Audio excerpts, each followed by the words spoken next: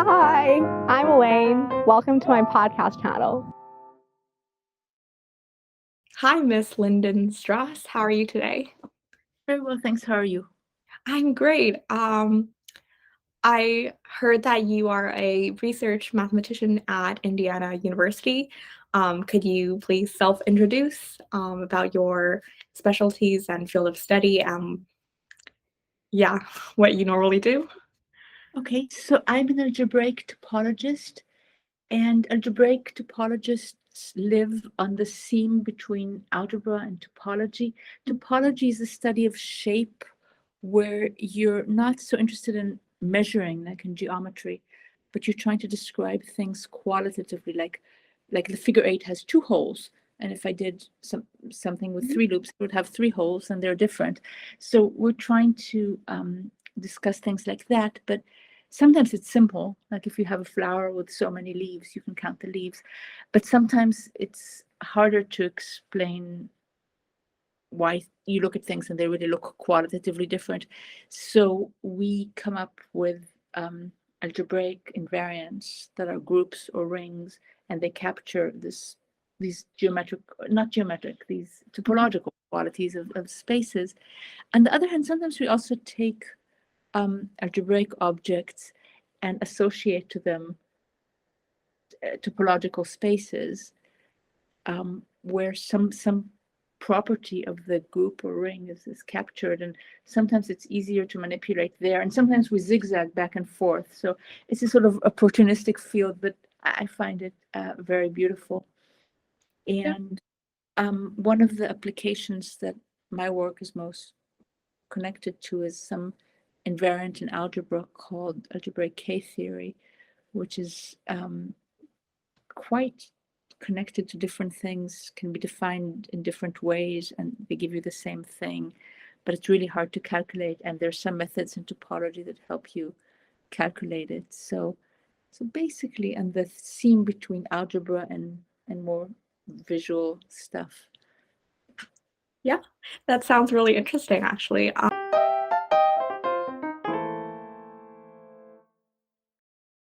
So as a professor at Indiana University, what is your daily schedule normally like? Oh, it depends. Right now I'm in sabbatical. So Um, actually, I'm in the Institute of Advanced Study and just doing research and listening to talks. mhm. But when I'm at home, well, the administration thinks of the job as sort of 50% research, 50% teaching. So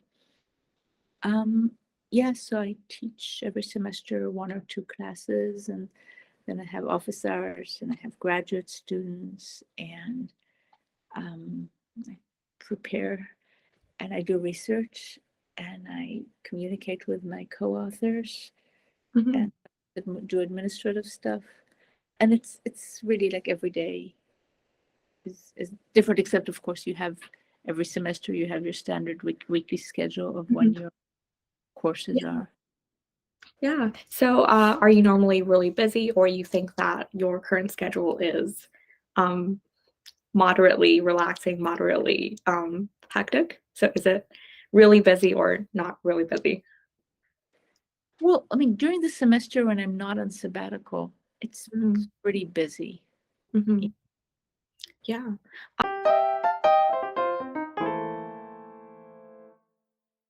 So, I noticed that a lot of high school students are struggling with math. They normally, do you think that mathematical struggles normally come from how you're not interested at the first place, or it's just how you don't practice enough problems? How do you think high school students could best prevent this problem? I mean, it's a big question, and a question that a lot of people are really trying to figure out, because we want the citizens of tomorrow to be numerate, not to be scared of this aspect of dealing with things. Um, I think, well, I think there's a lot of fear, Mhm. and I think somehow people think that math is some kind of, well, first of all, some people think that you either know it and you don't need to be taught, or you will never learn it, and that's completely silly. It's Yeah. just not true. And and some people think it's like some kind of test that is going to test them and measure them. And again, that's really a very unfortunate way of thinking about it, because the good attitude is that math is something you can understand, and it will help you understand various things you're interested in.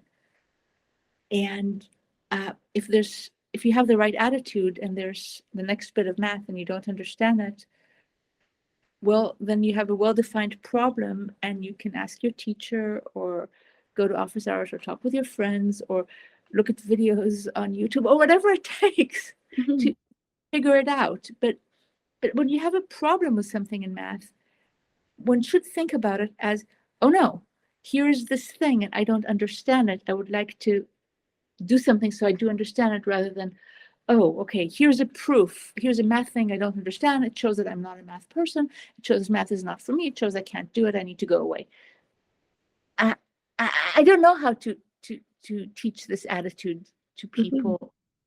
I mean, I guess maybe getting confidence in elementary school, where you feel, okay, there's this competence. I just learned to add numbers.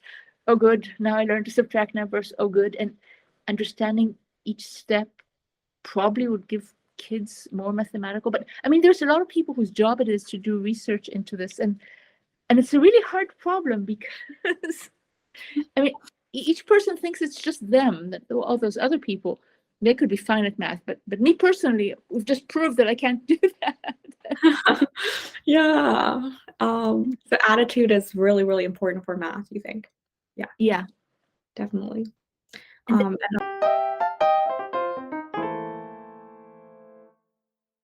what do you think about Googling math problems? So if you're stuck on a problem, do you recommend students to Google the problems, or you think that they should spend as much time as possible on that problem and then solve it? well, as much time as possible is not. I mean, I do believe that, again, another bad attitude, which I remember discovering in high school at some point, that sometimes I got a problem and I didn't know how to do it. And if I sat there for a while, I was able to do it. It surprised me, because before that, I just thought, okay, this one I know, this one I don't know. That was not the correct attitude. So I do think it's worth spending some time with a problem. And I love it also when students in my classes have study groups where they talk to each other. And a good study group, really good study group, is sometimes a place where sometimes you get things explained to you, and sometimes you explain to others, because you also learn a whole lot by explaining things to your peers. Yep. So my ideal student would spend some reasonable amount with a problem, then talk about it with their study group. If that doesn't work, talk about it with me. That's what I tell them to do. I don't really mind if they manage to find somebody who explains to them how to do a problem on the internet or anywhere else. But what I would like is that, okay, they're totally stuck on problem number one. So they go to the internet and they find some explanation, and they formulate to themselves what it is they learned. And then they go do problems 2 and 3 by themselves using this new skill that they got. So, I mean, regarding it's a tool, and I don't think it's not a legitimate tool, but you shouldn't just regard doing homework as some kind of searching procedure. It's a tool that you can use to help you independently analyze what's going on with your problem.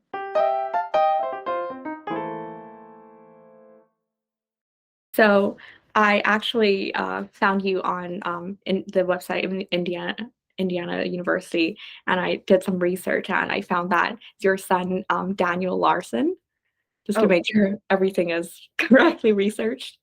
So how did you inspire him to be so mathematically ingenious?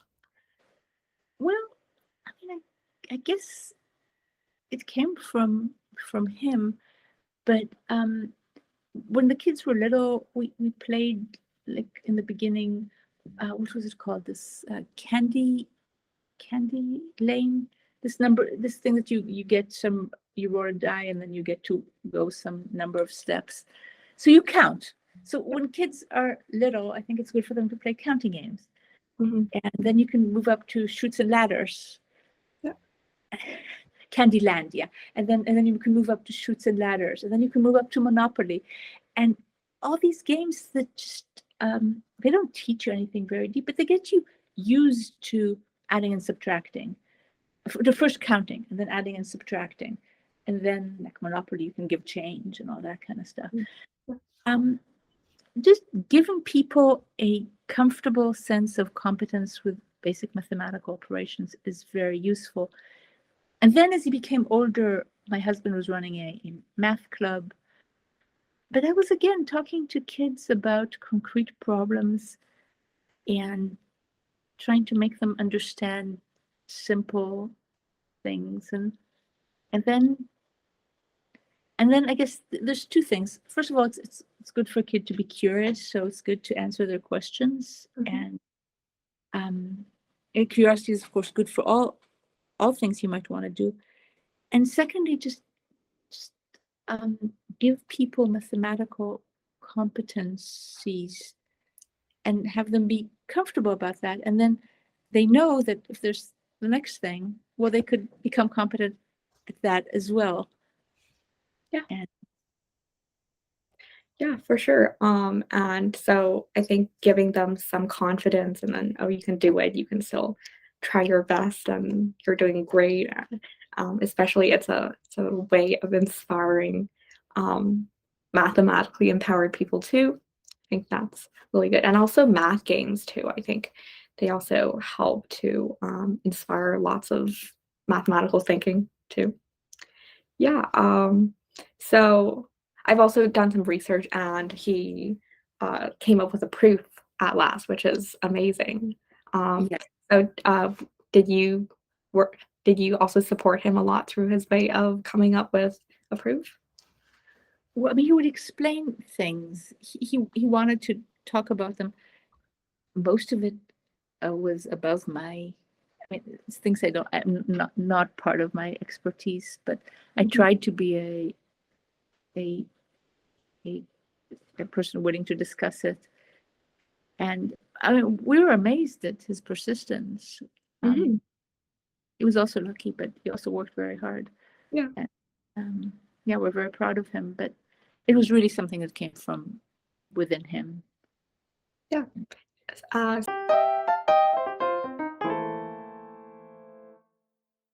One of my favorite classes to teach is Introduction to Abstract Algebra, because you get a lot of people who in the beginning aren't experienced with proofs, and they don't understand what's this proof thing that we keep talking about. And it's like light bulbs going on during the semester at various points.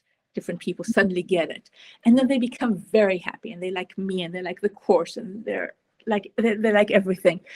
And then they have this tool, and then it's wonderful for them for other math classes.